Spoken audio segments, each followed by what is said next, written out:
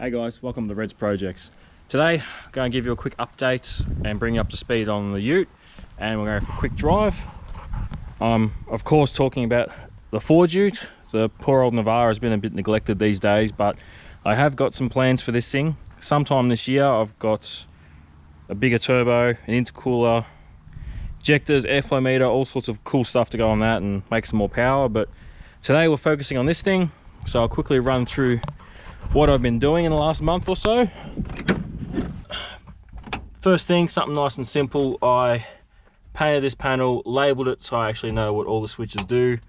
I've wired up a couple other things as well.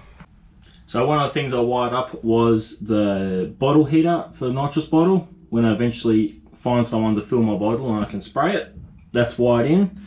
I've installed my Holly blue pump, and that's all plumbed in, and that goes under the car. And I've mounted, well, loosely mounted, fuel pressure regs and plumbed them all in for the fuel side of the nitrous kit. So I'm pretty much ready to spray this thing. I just need, like I said, I need to find someone local that I can fill my bottles up with. But I have flowed the system, and it all works. It does what it's meant to do. So besides, I still have to wire these in. I've been real lazy. I've got to wire in the solenoids to the little NOS mini controller. Besides that, it's pretty much ready to spray. So hopefully we'll be hitting the dyno soon with some spray and make some actual real power. Another sneaky little thing I did, which I nearly forgot about, was I pulled the aerial out and made this into the purge for the nitrous. So I made some braided lines up to the purge solenoid, and it goes to the bottom of this on a little 90. Yeah, it should be cool once I get some spray. And really, that's about it for the updates. I haven't really done a hell of a lot, but today's just such a beautiful day that I might just take it for a bit of a cruise. We'll take the dragy with us just to record numbers and things, and just have some fun. It's been about a month since I had it on the dyno, and that was the last time I drove it. So just take it for a spin, make some noise and burn some fuel.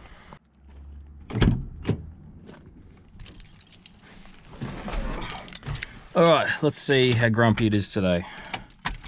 So ignition on, fuel pump on. Might have to sit you down here for a second.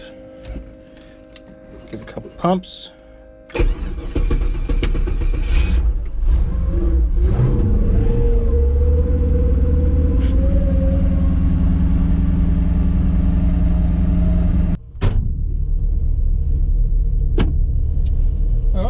All good. First stop, servo.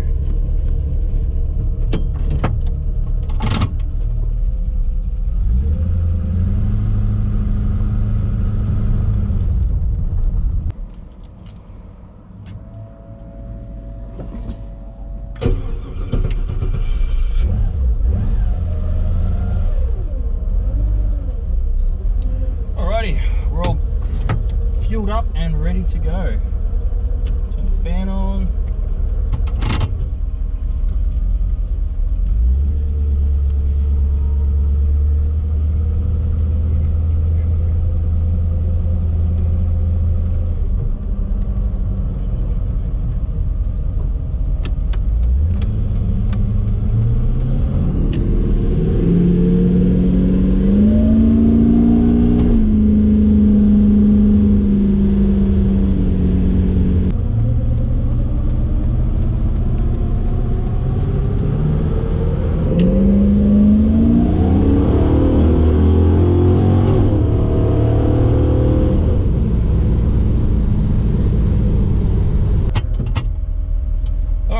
See how this goes. Just going to foot brake it because I think the trans brake is too aggressive for these tyres and the surface. So let's just go up a little bit.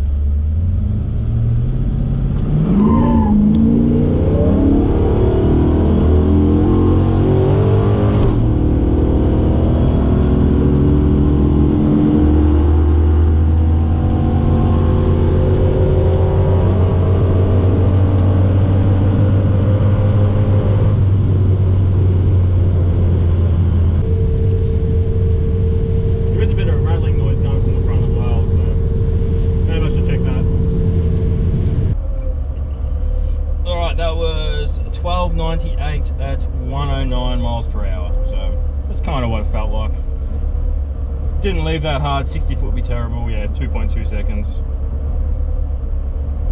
Yeah, once you get in the top gear, it doesn't pull that hard.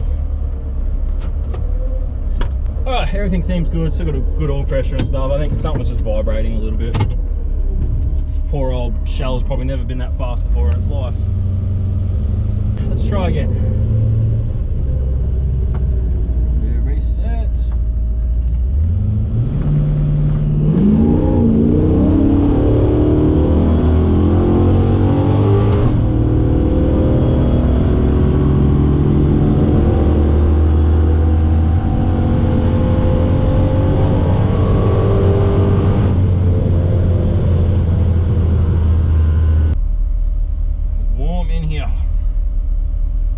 Alright, that was 1277 at 109. 60 foot slightly better, it was a 215. So it's pretty much what I expected. That second gear or top gear is so tall. It really needs some shorter gears in the arse.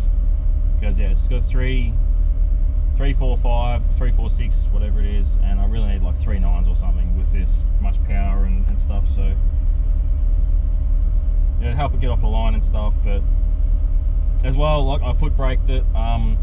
The few times I've tried to take off kind of quick with the trans brake, as soon as you release it, it's just too harsh. It just breaks traction instantly. So I was just foot braking a little bit. So when I take it to the drags, at least with the good tyres, the drag radials and the trans brake, should get the 60 foot down a fair bit, which should knock it, I'm guessing, into like the low 12s. I don't know, I'm just guessing at the moment.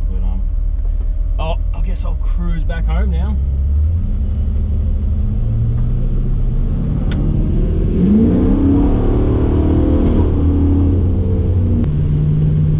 I just love the way this thing sounds when I'm revving the absolute shit out of it.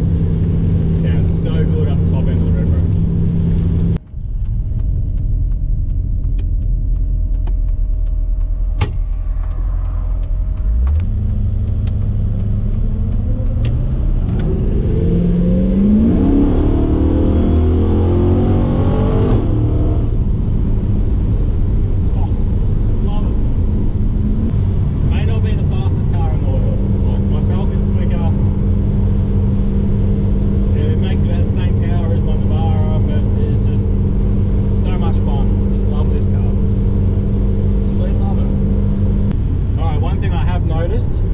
Since I put it on the dyno and I jetted it up, it doesn't cruise quite as nice as it used to.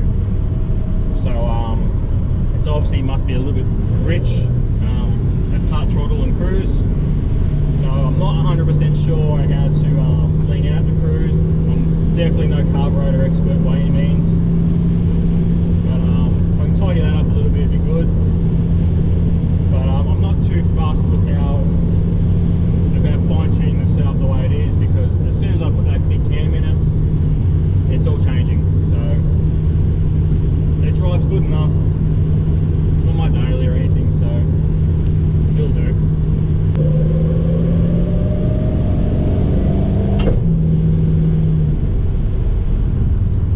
Alright, that's all I got for you today. Just wanted to take this old girl for a little spin and bring you along and bring the draggy along. Hopefully the next video you see of this thing will be it on the dyno and we're spraying it, because I've only got a couple of wires left, so I'm just going to wire up the solenoids and fill the bottle as well. I'm going to find someone local. The place I used to get bottles filled, they don't do it anymore, so I'm going to try and sort out a source for getting bottles filled. Once I do, it's going on the dyno. I'm going to hit it with like 100, 150 shot, the way it is, just see what gains we get. And then obviously in the future, I'm doing the heads and cam kind of upgrade for it. I'm still accumulating parts. I got some lifters the other day and that, so yeah, good things happening in the future. And like I said, with any luck, next time you see a video on this thing, it should be on the dyno, and we should be making good power, or better power. That's it. Thank you very much for watching. I'll see you next time.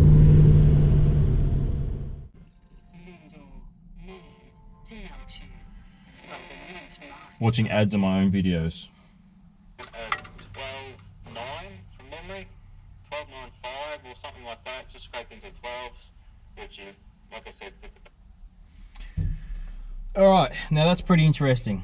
On the drive back, I was thinking to myself, okay, 12.77, what's that? What can I compare that to? Well, the Falcon, that'd be probably one of the slowest passes the Falcon's done. It's faster than the Navara, definitely. Tony's Monaro. Remember the episode I did on that when we took it to the drags? The best pass we got out of that, it was a 12.95. So, on the road with crappy tyres, crappy surface, this car is the same, if not better, than what Tony's Monaro was back then, which is kind of interesting because this is just a standard LS1 with a carby. His was a standard LS1 with a supercharger. This car's obviously lighter. It's got a better transmission, definitely a better converter. His converter back then was way too tight. It's just interesting. It shows you that horsepower's not always the key. It's getting the power to the wheels with the right converter, transmission, combination, diff gears, and having a lighter car helps a lot as well. So very interested to actually drive this down a drag strip, and I want to try and twist Tony's arm and get him to bring the Monaro back now that we've done cam and converter and all that sort of stuff, and put some good tyres on it. And that thing should be quick. This thing should be quick and should be a lot of fun. So just interesting. I just had a thought on the way home and I thought I'd just chuck it at the end of the video. So once again, thanks for watching. I'll see you next time.